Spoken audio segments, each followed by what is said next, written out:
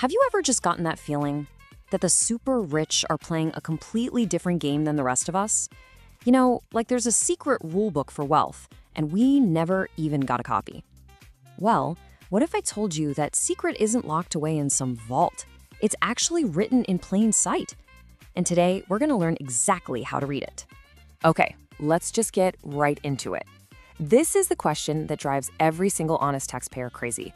How in the world is it possible for some of the wealthiest people and biggest companies on the planet to look at their tax bill and see a big, fat zero? It feels completely wrong, right? But the answer? Well, it's way more surprising than you think. Let's start with some hard numbers just to set the stage. Take Donald Trump, a billionaire who, according to reports, paid absolutely nothing in income tax in 10 of the 15 years before he became president. Think about that. A full decade of zero. And it's not just people. In 2024, Tesla pulled in over $2 billion in profit. You want to guess what their federal tax bill was? Zero. Not one single dollar. Now, before you get mad, let's get to the most shocking part of this whole thing. This isn't about finding some weird, obscure loophole. This isn't about cheating the system. What we're talking about here is 100% legal. See, it's not a bug in the system. It's a fundamental feature. The problem is, most of us have been taught to look at taxes all wrong. So, what we need is a complete paradigm shift. I want you to forget everything you think you know about taxes just being for, collecting money. The truth is, taxes are a language. It's the government's way of communicating what it wants you to do. And to really get this, let's jump back in history. In ancient empires, there was this tax called jizya. It was put on non-believers. But there was a catch.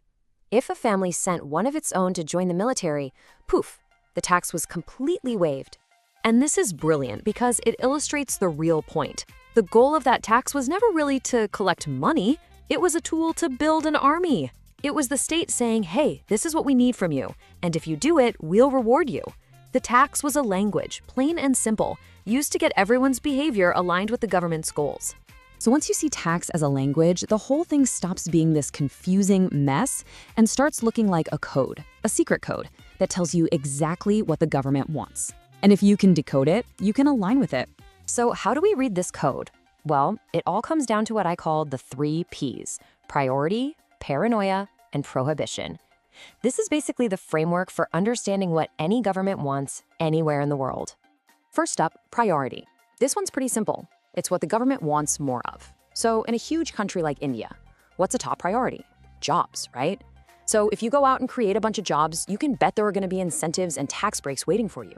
It's the government basically rewarding you for helping them check things off their to-do list.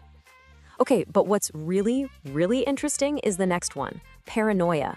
This is where the insane rewards are hidden. Paranoia is all about solving a government's biggest fears or helping them achieve their biggest dreams. Think about America wanting to make its own computer chips or India wanting to build its own defense industry from scratch. If you solve a nation's paranoia, you don't just get a tax break. The system will practically pay you to do it. Okay, so we figured out what the government wants. But this code, it isn't just about activities. It's about people.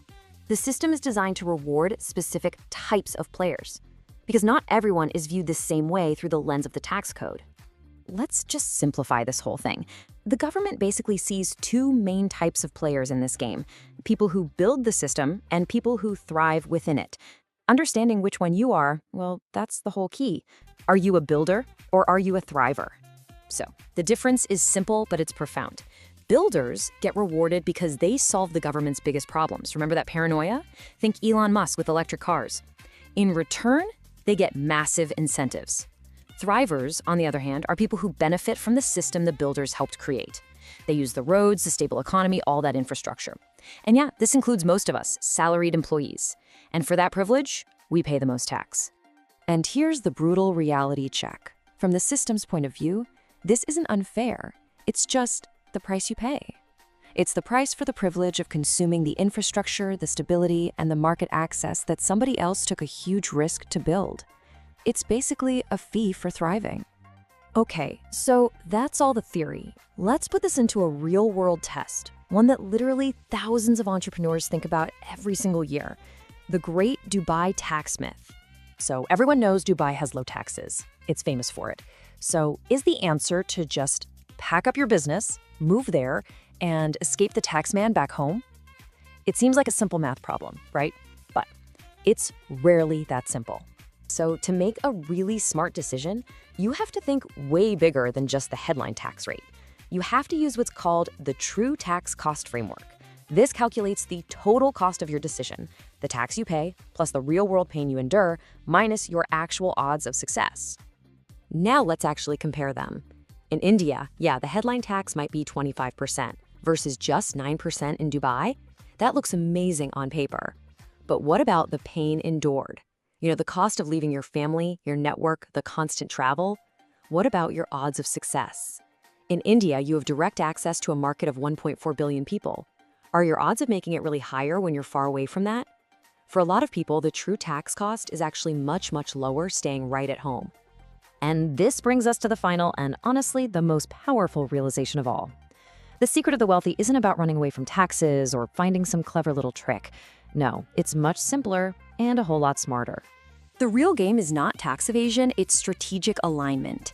Instead of fighting the system, you work with it. You stop asking, how can I pay less tax? And you start asking, what does my country need right now? And how can I be the one to give it to them? Because when you make that mental shift, you realize the goal was never about getting the lowest possible tax bill. It's about achieving the highest possible impact on yourself, on your business, and on your country. And you know what? The tax benefits that follow, they're just a byproduct of that alignment.